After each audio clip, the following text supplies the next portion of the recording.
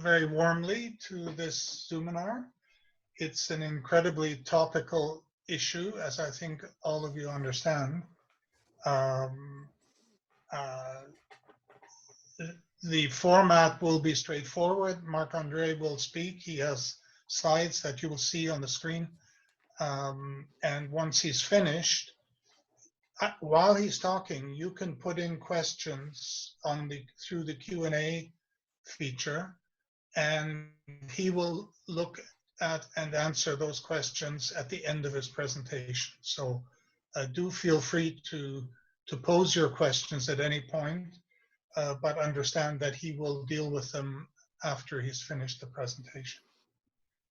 I'd like to welcome all of you warmly to this meeting. It's the new world. Unfortunately, we don't get to sit together and eat together anymore, but at least we get to meet. And in terms of the substance of conveying ideas and discussing them, this format is actually quite effective in our experience at this point. I want to draw people's attention at the beginning to the next Zoominar, which will be the last one of the season. That will be on Tuesday, June 23rd. And that will be Senator Mary Coyle, an independent senator, who will speak about the need for a roadmap from the Liberal government, a need for a roadmap of how to get to net zero carbon by 2050. She's been very active on this issue, and things that she's written make it very clear that to her, this is absolutely not a question of whether, but only a question of how. So I think her presentation should be of great interest. Very quickly, I just want to mention, many of you will probably have seen this. There's a very strong op-ed in the Globe and Mail this morning, which very much supports the ideas that Marc-André will be presenting in the next 40 minutes. I just want to say Marc-André has a PhD from York University and he's done postgraduate work at the Sorbonne and at Harvard. And towards the end of my active academic career, Marc-André joined school, and it was a wonderful experience for me. He was an incredible breath of fresh air. And he had, even at that time, and that was pretty much 10 years ago, he had was deeply into the topic that he would be speaking to. And I know that even at that time, and it was pretty early for many, he had brought this issue to the attention of all of the various political parties on the Hill, so that he's an academic who has the ability to get people's attention. I'm really, really pleased that he's been able to join us. And Marc-André, I'll give you the floor. Well, thank you so much, Manfred. It's really appreciated. So it was also a joy to work with you at the beginning of my academic career. My work, and thank you also to Roy and Sarah for the invitation. It's really appreciated. I want to say, so my work has been focusing on the political economy of the pharmaceutical sector. So basically we have supply and demand. So the supply side, the drug companies producing pharmaceuticals, but the demand side is about drug coverage. What are the drug plans? How do we buy our drugs? Under which principles? How do we organize? How do we structure the market? So this is how I ended up working a lot on drug coverage, well, in Canada and other countries as well. And in the last 10 years, I've been active on the issue of the pharmaceutical sector. There's been a lot of discussion about the reform for drug coverage in Canada, and things have been moving forward. This is what I want to discuss with you about today. So if you give me just 1 second, I will share my screen with you. So we can have some slides. As you see with my French accent and everything, I always like to have slides behind me. At least it's my fail-safe plan if I can find a word or something. Battle for universal pharmacare in Canada.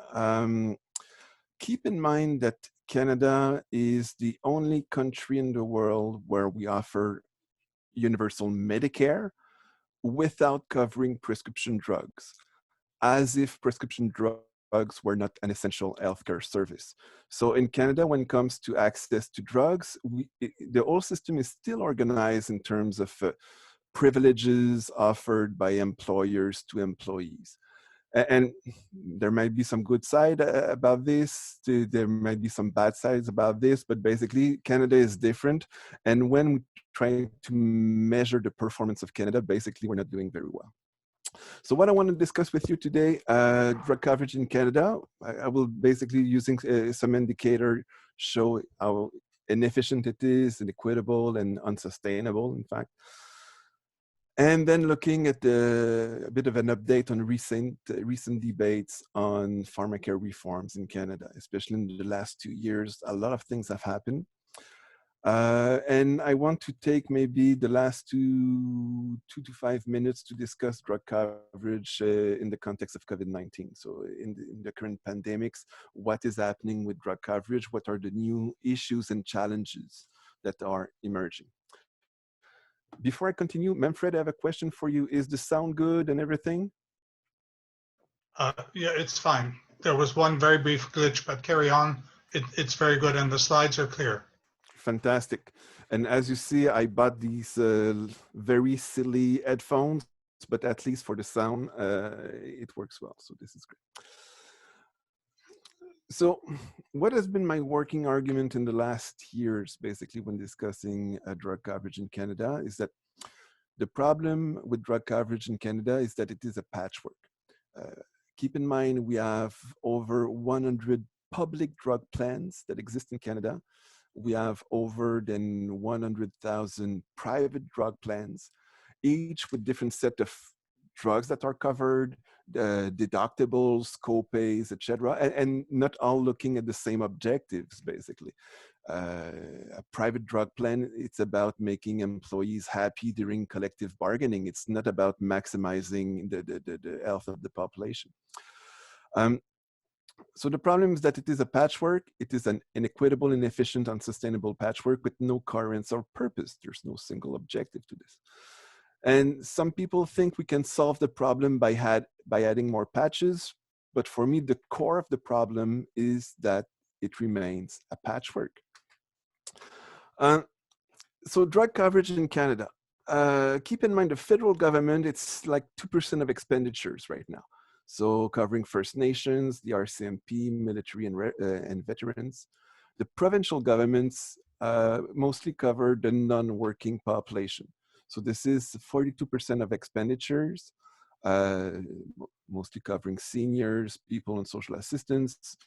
Many provinces offer what we call catastrophic coverage. So basically financial help if you pay more than, for example, 4% of your annual income in prescription drugs. Quebec has its own system offering private coverage to those who cannot have access to offering public coverage to those who cannot obtain private coverage. Everybody do have some sort of coverage in Quebec. The private drug plans cover 36% of expenditures. This is 60% of population. So could say, wow, this is amazing. So 36% of expenditure, 60% of the population, they are very efficient. Well, private drug plans cover the working population and their dependents. So basically people who are wealthier, younger, and healthier. If you can work, basically, you're not on social assistance with disability, for example. And finally, 20% of the expenditures for prescription drugs in Canada, it's out-of-pocket expenditures. So this is mostly co-pays and deductibles with different public or private plans. Or also you have a lot of people without any drug coverage at all. So we have a fragmented system in Canada, a fragmentation between public plans, private plans, fragmentation between the provincial governments, the federal government. We have a fragmentation between prescription drugs and other healthcare services. If you go to a hospital, all your drugs are covered. as soon as you get out of your hospital with a prescription, basically now you don't have public coverage for this. You need to go find your own type of coverage, basically, or pay for by yourself for your drugs. So that means also there's a lot of possibilities to try to shovel costs from one area to the other as well. So this is the type of game where we've been seeing a lot. Pharmacare for Canada. So keep in mind that all commission that basically analyzed the issue of pharmacare all ended up with the same type of recommendations. The most efficient system, the most equitable system for all Canadians is universal public coverage. So starting with the All Commission in the 1960s, that recommended universal drug coverage for Canada. But at the time, you know, it's just, okay, let's start with Medicare for hospitals and clinics. Basically, Pharmacare was put aside in the meantime, but basically after that, we never went back to prescription drugs. In the 1990s, we had the National Health Forum under Jean Chrétien recommended full first dollar coverage for all Canadians. What happened with that? Nothing. Romano Commission in 2002 recommended, it was interesting, they recommended universal catastrophic drug coverage. So basically, the federal government should provide financial help to all Canadians if they spend more than 4% of their annual income in prescription drugs. But that was recommended as a first step towards universal pharmacare. So Romano Commission, we need universal pharmacare. In order to get that, let's implement first catastrophic coverage, which is absolutely needed for some Canadians. Following that, government implemented the National Pharmaceutical Strategy, so a 10-year strategy to implement the recommendations of the Romano Commission when it comes to prescription drugs. But the thing is, soon after that, basically, the Conservatives were elected, and for the Conservatives, this is, well, healthcare is a provincial jurisdiction. We don't want to do anything with that. So it was kind of taboo to discuss the National Pharmaceutical Strategy on the Parliament Hill after 2006. So even the strategy failed to achieve even catastrophic coverage for all Canadians. And by the way, we say that healthcare services are provincial jurisdiction. Keep in mind that when it comes to the Constitution, healthcare establishments are a provincial jurisdiction. When it comes to prescription drugs, by definition, prescription drugs are drugs that are offered outside healthcare establishments. So what the Constitution says about that, well, two things. When it comes to price and patents, well, patent law is at federal level. And when it comes to crime issues in terms of which substance is legal or not, this is also the federal government. This is why Health Canada is a federal agency that is approving the new drugs. And this is why the patent system that helps determine the price of new patented drugs is also at the federal level. So like it or not, I'm a proud Quebecer, but still, like it or not, the federal government still has 2 feet in the jurisdiction of prescription drugs, which makes necessary for some collaboration between federal and provincial governments. Okay, 2016, the Standing Committee on Health of the House of Commons, after 2 years of discussion, arrived at the recommendations for universal pharmacare in Canada, basically including prescription drugs in the Canada Health Act. And just after they submitted the recommendations, the announcement of the creation of this advisory council for the implementation of national pharmacare with Eric Hoskin as leading the group, to arrive with a plan to implement a national pharmacare system in Canada. We will be looking at this advisory council a bit later. So to understand what is the debate over this issue, this is something I took from, well, I adapted from Robert Evans, a health economist I really like. These are simply accounting identities. Every dollar somebody spends is somebody else's revenue. So households, when they pay for drugs, they can pay for drugs in different ways. If they have a public drug plans, they might pay through taxes or through social insurance premiums. They can pay with a private plan, so they will have to pay private premiums. They can pay out of pocket. So we pay for drugs, and what do we buy for this? Basically, we buy different things. We buy the drugs themselves, so these are revenues for drug companies. We pay dispensing fees, pharmacy markup, distributor markup as well. So this goes normally to pharmacy chains and large distributor like McKesson, for example. And we also pay for administration costs. So basically, private plans have administration costs. This is where they make their profits, etc.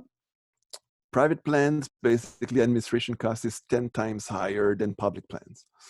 But the thing is, if you look at these accounting identities, basically, you already have a very, very good idea of who is opposed to universal pharmacare. I mean, very quickly, when you look at the evidence, what is clear is that we're paying way too much for drugs in Canada. So there's a lot of savings to be done if we start emulating or doing the same thing in countries that do have universal pharmacare.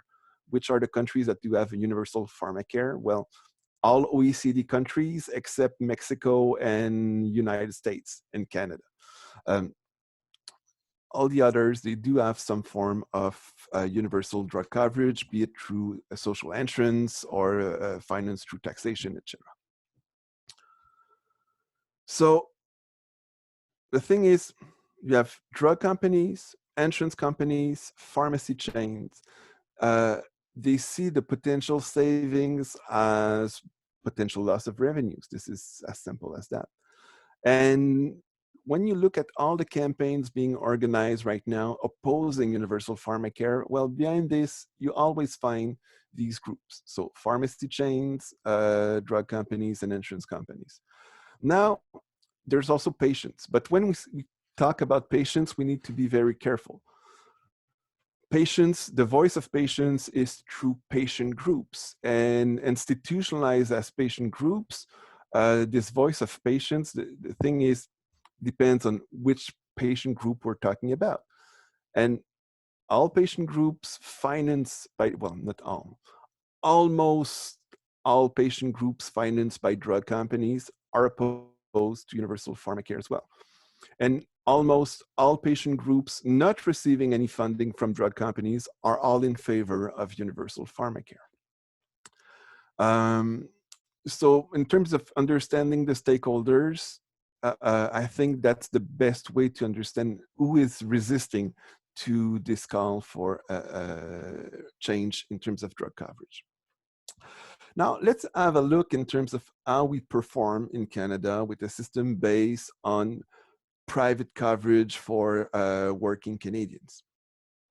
So if we look at the cost, per capita cost for prescription drugs, so per capita expenditures on prescription drugs among all OECD countries for which we have data, basically Canada is third.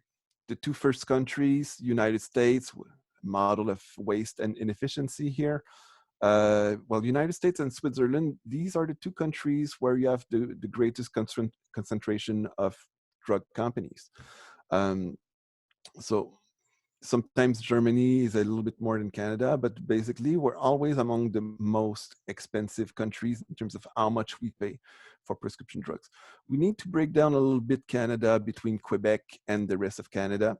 So if we do that, what we see is that Quebec is way more expensive per capita than the rest of Canada. In Quebec, we have a system organized based on mandatory private coverage. And you know what? Going back to these accounting identities, one of the model called for in terms of drug coverage reform is, well, the rest of Canada should be implementing the Quebec model.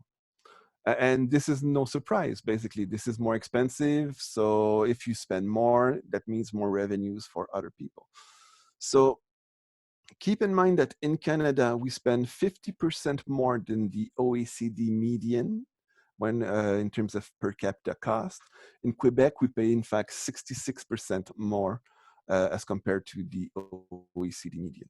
Now, we're spending more, but maybe we have more choice, better access in Canada, et cetera, et cetera. But the thing is, no, absolutely not. This is a very crappy system in terms of access in Canada. So the best numbers we have comes from the Commonwealth Fund, their International Health Policy Survey on 11 countries. So this is what we call cost-related non-adherence. So basically, the proportion of people not filling prescriptions for financial reasons or skipping doses. So the higher the number, the less desirable this is. So we have the United States, still our model of waste and inefficiency here.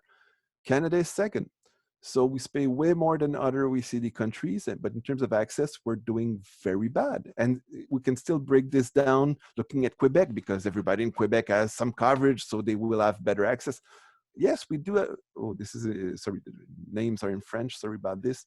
But in Quebec, we do have better access than the rest of Canada, but we're still performing very poorly as compared to other OECD countries with good universal drug plans. So we're spending way more, we have less access. And then there's the issues of equities in all of this. So, I mean, equity is a bit of a normative construct, but we can all agree that the system of financing to finance necessary healthcare service should not make economic inequality in a society worse than it already is. What are the issues of equity?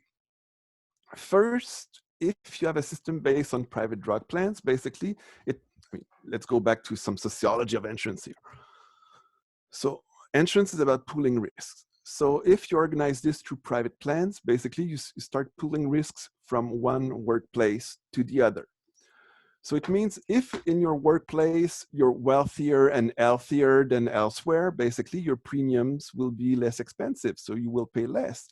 If you are in a workplace that is a bit more problematic, where people are less healthy and less wealthy, basically your premiums will be more important.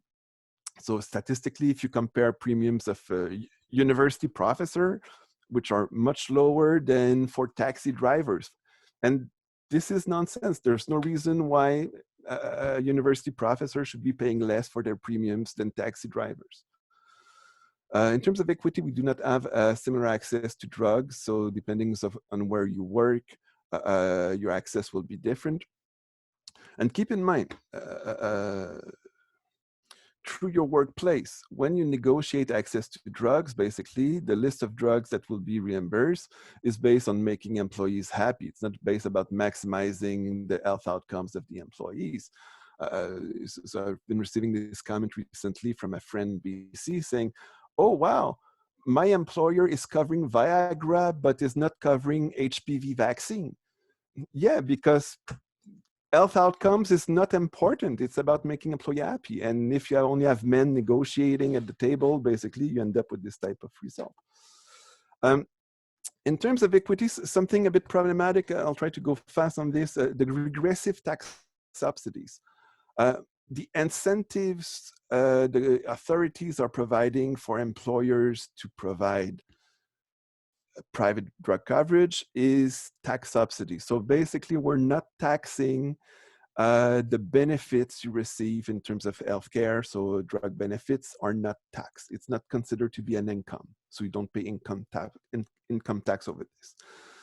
But this is, again, very problematic. The university professor, basically, if you're gaining more than, I don't know, $100,000 a year, your marginal income tax is way more important than the taxi driver, for example.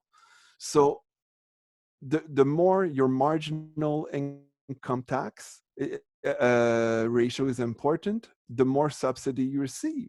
So we have a system that is providing, the richer you are, basically, the more subsidies you get to receive private coverage, which is complete nonsense. And then most of the of all drug plans, they have deductibles and coherence. So the sicker you are, the more you have to pay. The collective cost of private insurance. So keep in mind, entrance is about pooling risks.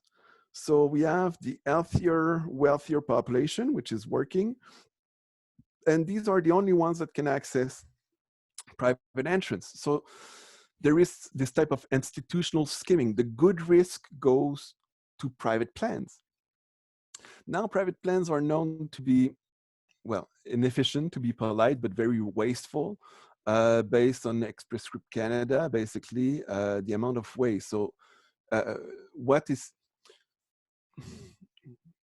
was paid in terms of additional payment we paid for drugs that did not provide any additional therapeutic benefits as compared to low cost alternatives. This waste is considered to be more than $5 billion a year. So keep in mind that private drug plans, the amount of payment every year, the amount of expenditures is $10 billion. So basically 5 billion, this is more than half of what is being paid by private plans that is considered to be waste. Tax subsidies, I mentioned, this is 1.2 billion a year being received by private plans. Administration costs, this is 1.3 billion. Like I said, public plans, administration cost is 10 times less.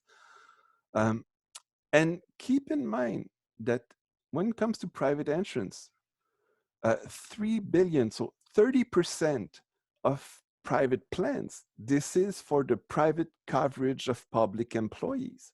So this is still the public paying for that indirectly. Okay, this is a Tim Horton. Now, Marc-André, yes. I think you may want to speed up a little. Okay, perfect. I'll do that. Time is passing. Okay. So this is a Tim Horton. If you go to Tim Horton and you say, you know what, give me anything at any price, for sure it's going to be costing you a lot. But try to imagine that if for 20 years, half of the clients at Tim Hortons would go there saying, we accept to pay for anything at any price. What would happen 20 years after? On the menu, would you have healthier food at lower prices, providing value for money, or basically you would have expensive crap? And well, my guess, it's the expensive crap. If we have a system to buy drugs this way, where private plans accept to pay for anything at any price, still many of them are doing that, we end up with the situation here. This is all the new patented drugs entering the Canadian market in the last 7 years. And what we see, the light blue, this is the proportion of these new drugs that did not provide any additional therapeutic benefits as compared to what already exists. So we're spending more and more in prescription drugs. And one of the reasons for that is we're paying for all these new drugs that provide no additional therapeutic benefits. I had a fun example, so I'll skip the example, but Lundbeck's had Celexa, then Cipralex, which is the same thing. Then they arrived in 2016 with Trintellix. This drug do not provide any additional therapeutic benefits as compared to Celexa. It is costing 10 times more. And still, under the current system, Trintellix managed to capture 9% of the market for depression in Canada, even if this drug do not provide any additional therapeutic benefits as compared to these cheaper alternatives that already exist. Okay. When we discuss universal pharmacare in Canada, what are we talking about? We want to eliminate fragmentation, one drug plan for all Canadians funded through general tax revenues. We want to improve equity of access with one national formulary. Can have some exceptions. Basically, we can adapt and be flexible with the formulary, absolutely. But we need to have at least this national standard. We need a depoliticized agency that manages evidence-based formulary. Accepting to pay for anything at any price is nonsense. You need to have somebody who, based on the best available evidence, can decide this drug is worth paying for, and this drug is not worth paying for. Because if you pay for drugs that are expensive crap, it means two things. It means that you have less budget to pay for more important drugs. It also means that you're providing financial incentives for drug companies to arrive with expensive crap instead of new drugs that do provide real therapeutic benefits.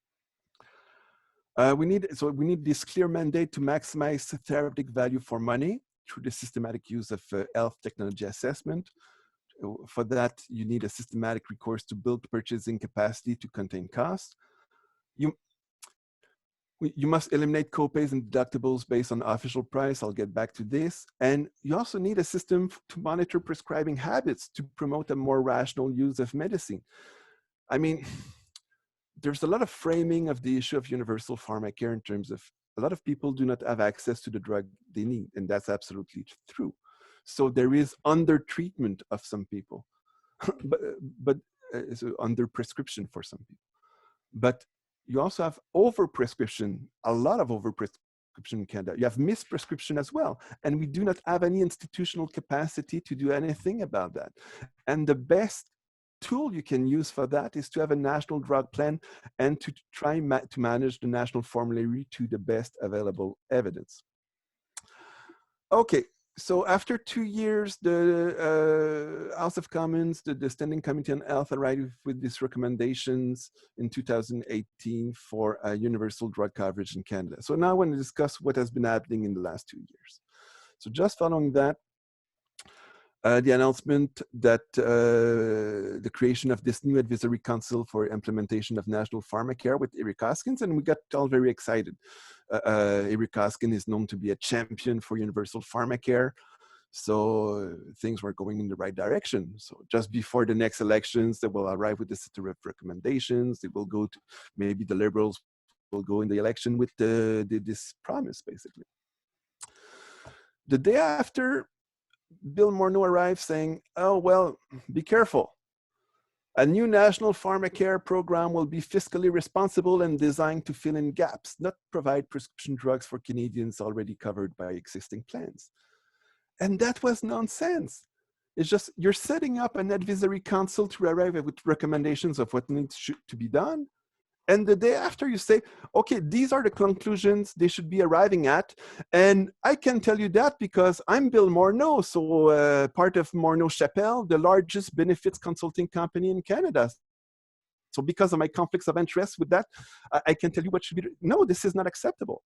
But basically the fight was already going on even inside the Liberal Party between different factions, some people wanting to have fill in the gaps approach, the other part wanting a universal pharmacare based on all the recommendations that always exist.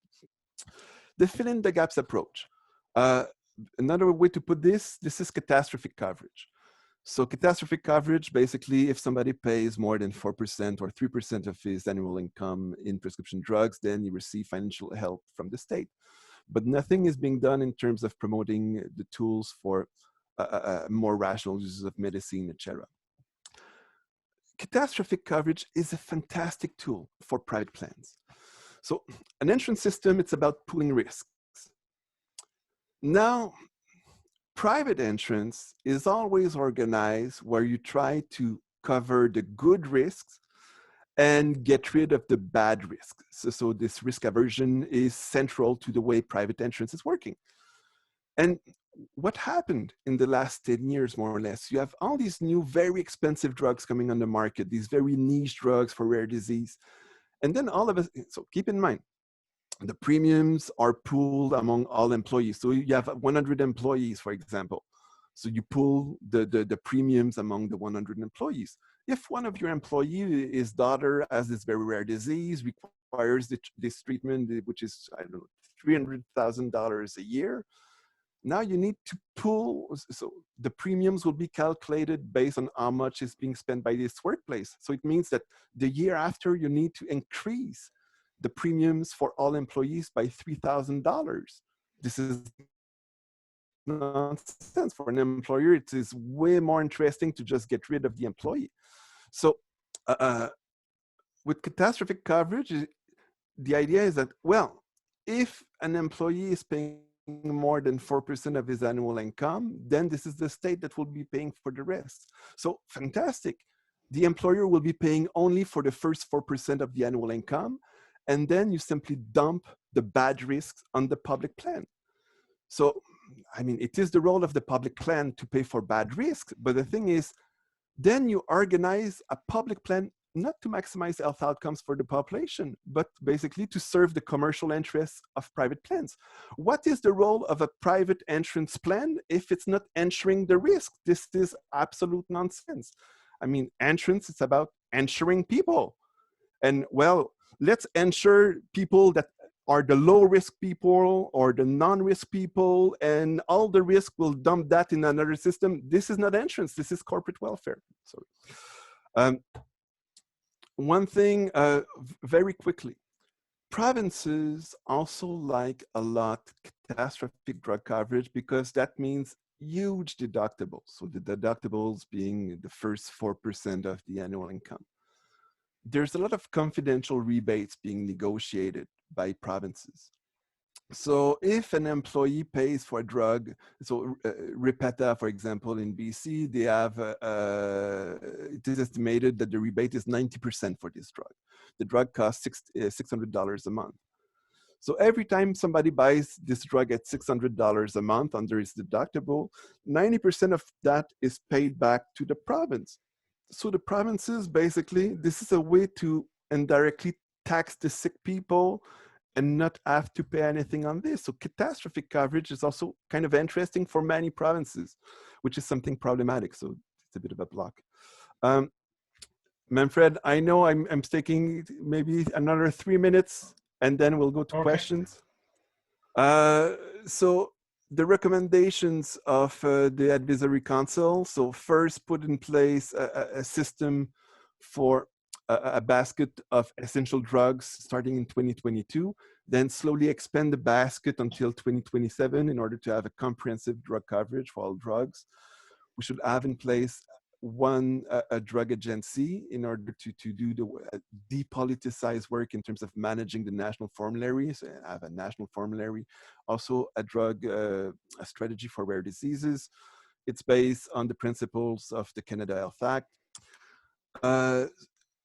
In the recommendations, something very important for me is the advisory councils allow supplementary coverage by employers. So basically, we will be covering this basket of essential medicines that will be growing. But the thing is, you know what, employer, if you still want to provide additional drug benefits to your employees, please do that. So a lot of people are unhappy about this. Well, private insurance should not be allowed. Basically, in the current debate, we are allowing supplemental coverage by employers. So the thing is, the only thing that would do for employers, you would reduce labor costs for them because a huge chunk of the drug benefits they're paying right now will be now covered by the public plan. Now, these savings, you can translate that into providing additional benefits elsewhere. And additional health benefits if you want. It can be, you can simply increase the wage of your employees or just increase the profits of the employers. You do whatever you want with these savings.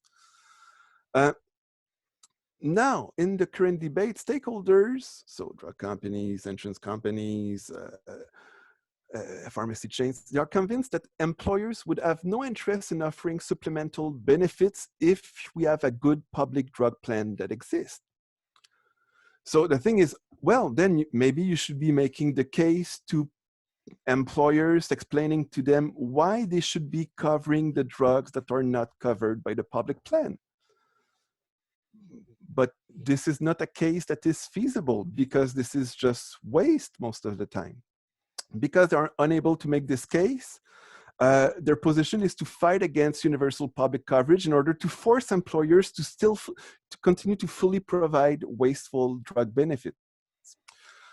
But one of the big problem with that is that by pushing for catastrophic coverage, well, the very expensive drug, it will still only be the public plans that will be covering that. It will not be the employers. So those opposing universal pharmacare right now do not have a real alternative to propose. Basically, patients are saying, well, the public plans are bad because they're covering less drugs. Basically, well, you're stuck with that because private employers right now, private plans are pushing for this type of catastrophic coverage where you will be covered only through the public plan anyway. in all cases. In conclusion, a universal pharmacare program is not a panacea, but if implemented with the needed institutional capacities, you improve access to medicines, appropriateness of prescribing, and you improve health outcomes. Savings for Canadians would be 20% on the cost of prescription drugs we're paying right now, while providing better access. This is something interesting, I think. It will, this will not increase the, you know, a lot of people are saying, well, that will increase taxes. You know, when you're against increasing taxes, the point is not about taxes are bad. You're against reducing the net disposable incomes of Canadian households. This is why you don't want more taxes. Universal pharmacare, basically, in the end, maybe you will be increasing the taxes in order to have this universal pharmacare system, but you will be increasing the net disposable income of all Canadians. That's the point of reducing taxes. So this is the same outcome than tax reductions. You would also reduce labor costs for Canadian enterprises and allow Canadians to stop being a model of waste and inefficiency when it comes to drug coverage. One very short point I want to make on drug coverage in COVID-19. In the last 2 months, 15% of working Canadians lost their jobs. 15% of working Canadians lost their drug benefits at the same time, while we're in the middle of this largest pandemic since the last century. Where do we go from there? So some are saying, well, the federal government should provide drug coverage for the new unemployed Canadians. But the problem is that if you do that, you end up with the same problem with people with social assistance right now. Some people on social assistance with a disability, for example, they could go back to work, but it would have to be some precarious work. You cannot work full-time, so you can just some hours.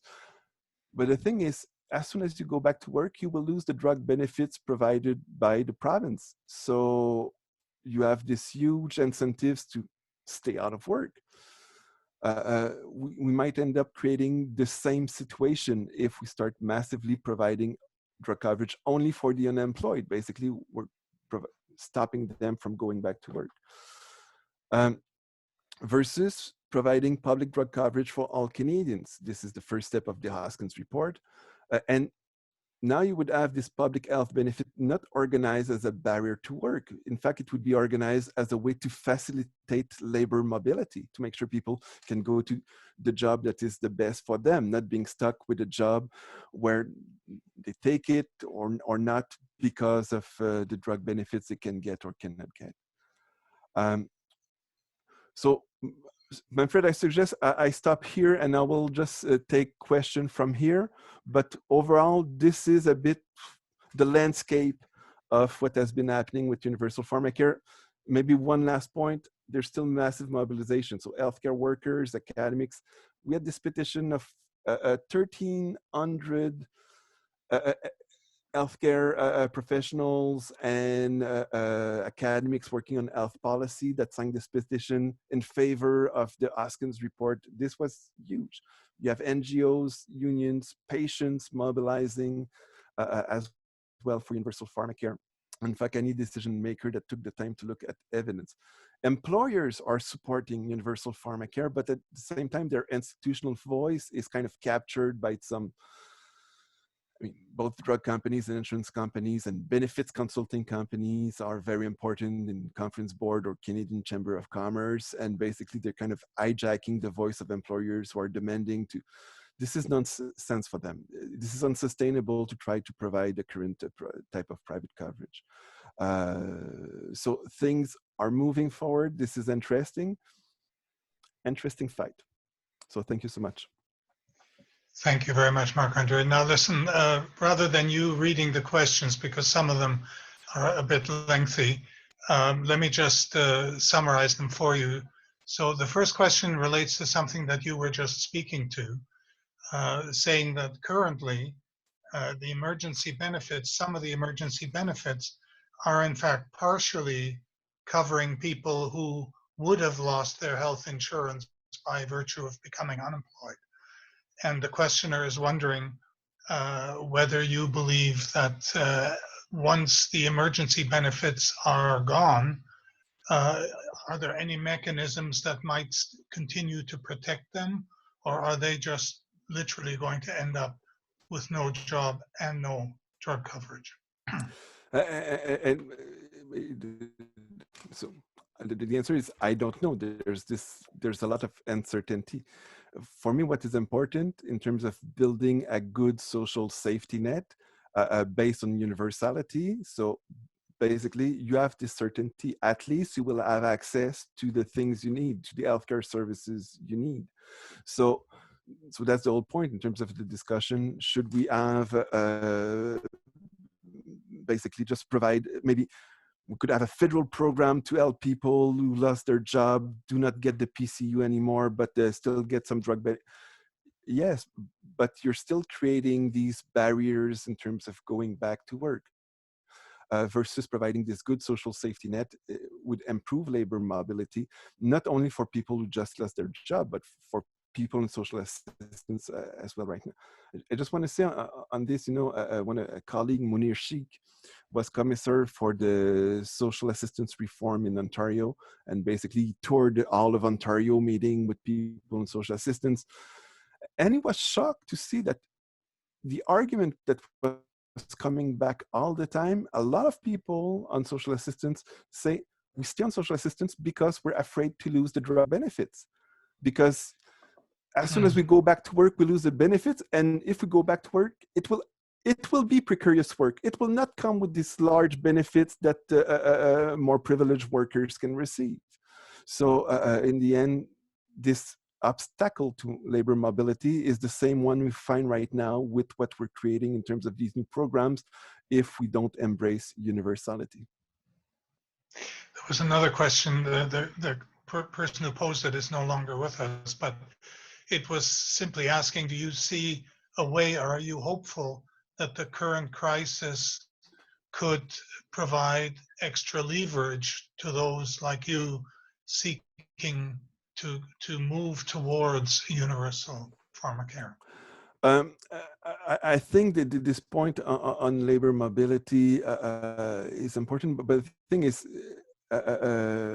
capitalizing on a crisis like this is never fun.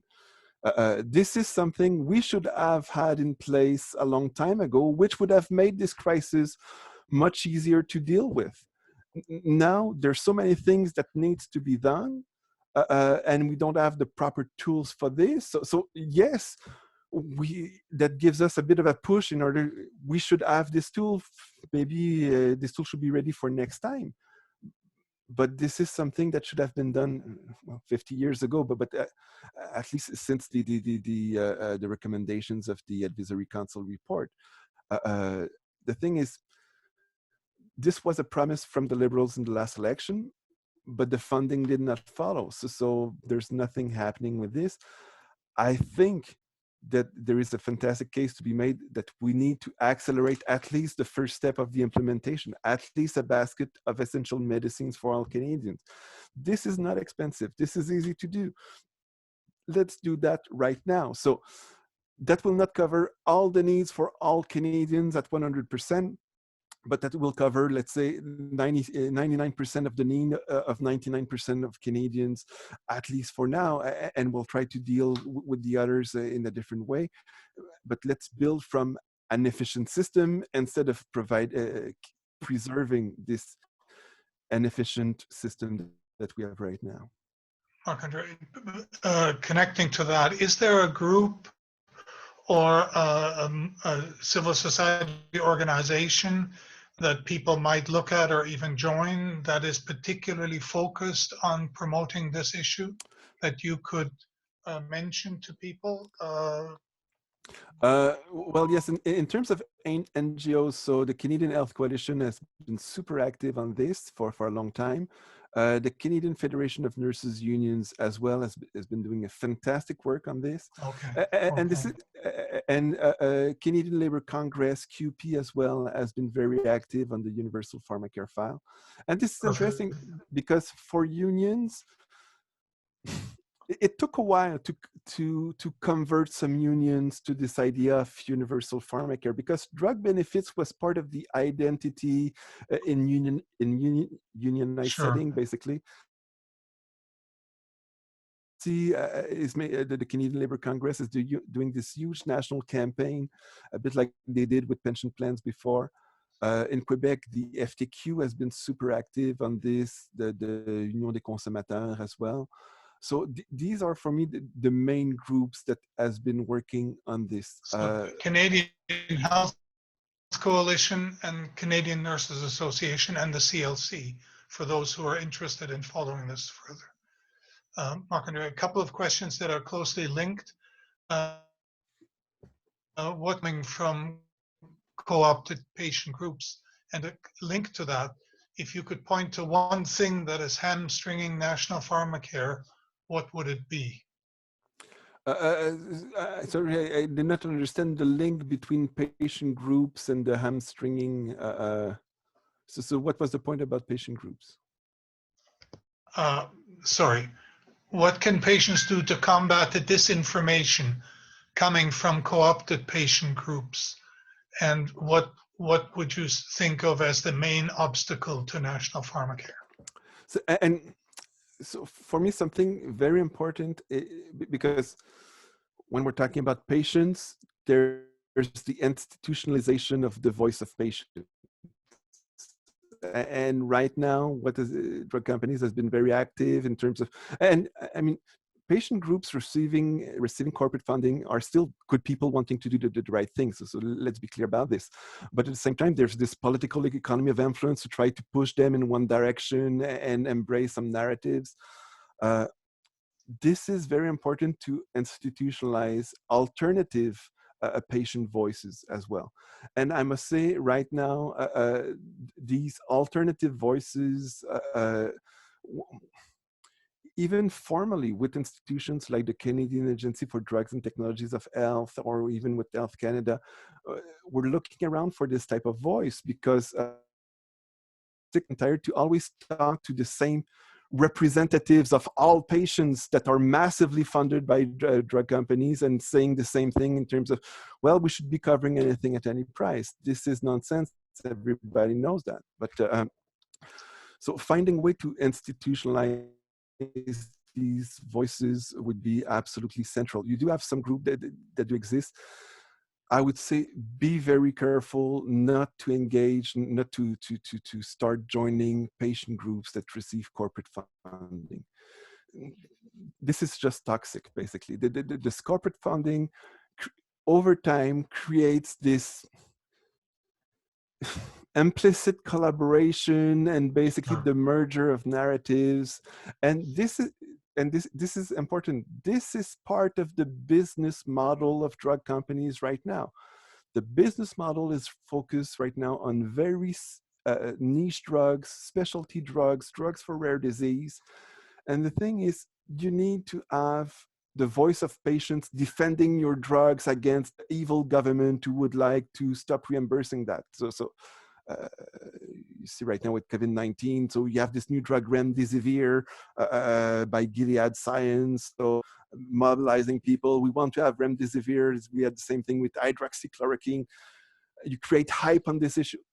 We need to organize a system based on science, based on best available evidence, based on just slowing down a little bit, understanding the best evidence, and taking decisions that maximize health outcomes for all patients.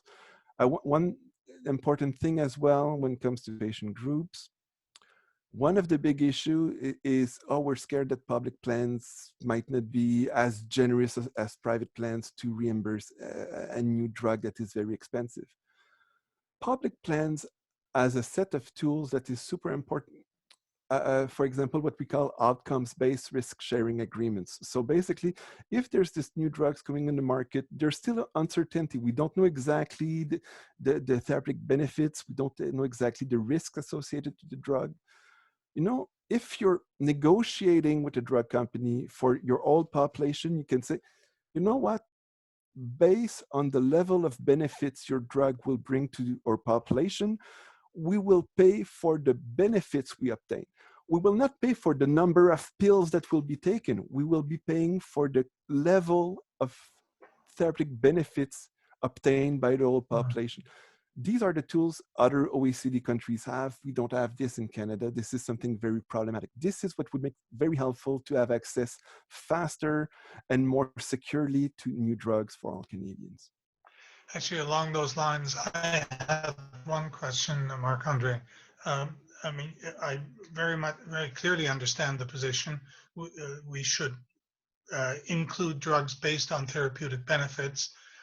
How does a public plan deal with the extreme cases that you've already alluded to? So a therapeutic drug, a drug that has a clear life-saving therapeutic use for a certain rare condition, but the company happens to charge, you use the number 300,000.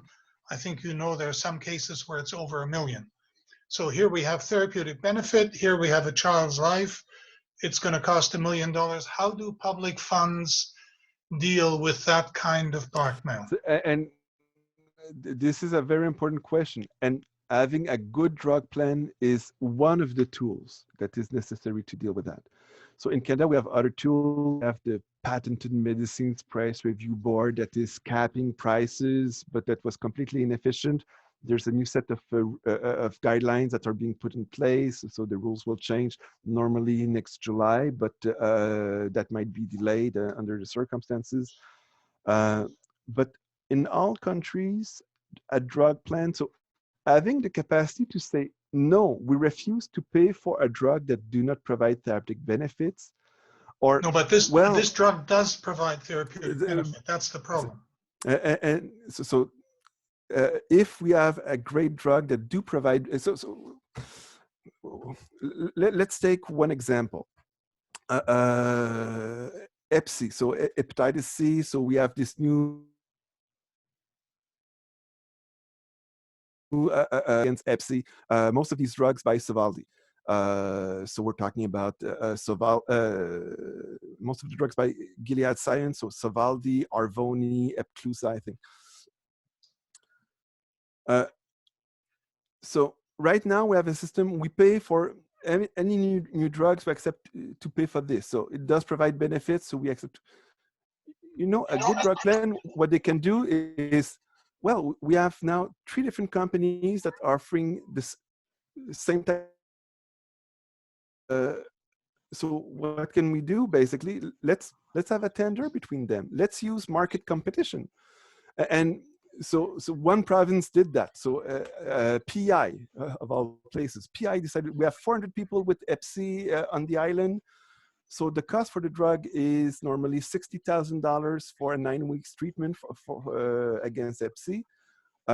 Let's have a tender, and they basically for 1 million they were able to for 5 million for the 400 people. So basically, they managed to get the treatment at $12,500 per person. This is what you can do when you're dealing for the whole population. PI is kind of weird. They're doing this only for some disease. Other countries have been doing very well with this. But the thing is, okay, if there's this new, let's say with COVID-19, somebody find a perfect treatment or the perfect vaccine, but they have a monopoly and they impose the monopoly. What do you do with that? Well, this is not for the drug plan to deal with that. These are issues to deal with at the patent level, at the patent system level. Right. Manfred, just one example on this, a fantastic drug, Glibera. So we had academics at UBC that discovered this, these new gene therapies. So basically, this new generation of drugs where basically you can modify the genes. So the new drugs we're talking about, more than $1 million. These are gene therapies. The first one, academics at UBC that managed to discover that, Glibera, basically using a virus to go modify the genes. We found we managed to find a drug. Okay, then the license was sold to a drug company.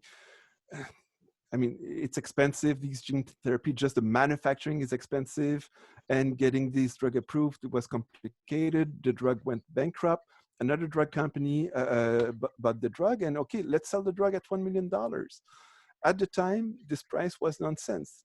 Everybody refused to pay for that price, except one patient in Germany, I think, paid out of pocket this $1 million. But the thing is, the drug would have been absolutely profitable for the drug company at $200,000 was something also affordable for drug plans. But except of lowering the price, they decided, okay, let's not do nothing about this drug. So they shelved the drug. Now, public research fund paid for the discovery of the drug. This is for a very rare disease. Mostly people in Saguenay-Lac-Saint-Jean, Quebec, in fact, have this. And you know what they announced, National Research Council announced last November? You know what? We're going back to the labs and we'll produce ourselves these drugs for a very rare disease, and we'll make it freely available to the people who needs it in Canada. So this is an additional tool that goes beyond drug plan. This is beyond coverage. But if we use these tools, basically, we can provide the best potential healthcare services to the whole population at affordable price. And to provide new treatments, maybe we should stop using only the system. Let's have the longest patent terms possible, the most privileges and market exclusivity to drug companies as the only way to provide access. Well, this is getting way too expensive, and people who need access to these drugs are not getting access right now. Things have to change. One piece of the puzzle is to have a national drug plan, public. Marc-André, let me thank you at that point. I think the clear implication of your presentation is that the next hurdle to cross is the patent system, which is underlying all of this, which of course was one of the key features of the neoliberal revolution, and which has imposed unimaginable costs, especially in the developing world, where patent protection has been extended and increased, and the costs have been incredible. And Manfred, let me add to this because it's important. The announcement of the National Research Council, basically, it's about let's have a public drug company that will take on some of the most expensive drugs and produce it at low price for Canadians. That's one thing. But for example, in Quebec, Québec Solidaire has been asking for Pharmacare, and part of this was to have a public generic manufacturer, not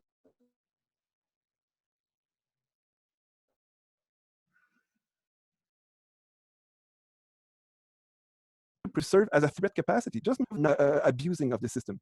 Same thing, we can use the compulsory licenses as well, but we need basically these institutional tools. Very quickly, and there was one question about this patchwork system that you described does provide employment and prosperity for lots of people. So how does one deal with that problem? For me, this is absolutely a weird argument in the sense that, you know, when we pay people, we like them to produce something. When it comes to private drug benefits, basically, insurance is not you're not providing a healthcare service. Basically, it's about pooling risk in an inefficient way. So yes, it's the thing is, you know what?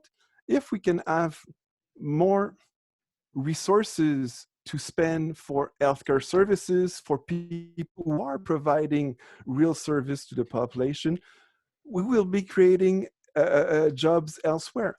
If we reduce the cost of Canadian manufacturers, we reduce labor costs by financing drug benefits, you know what? That makes our economy more competitive, and that will create employment. So the thing is, this inefficient system basically is the burden to Canadian competitiveness right now, and is taking away resources that could be spent elsewhere to create jobs that provide more important services to our population. Thank you again, Marc-André.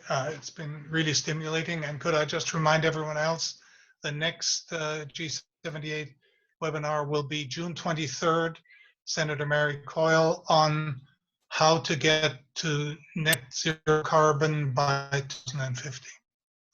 Thank you, Marc-André. It was my pleasure.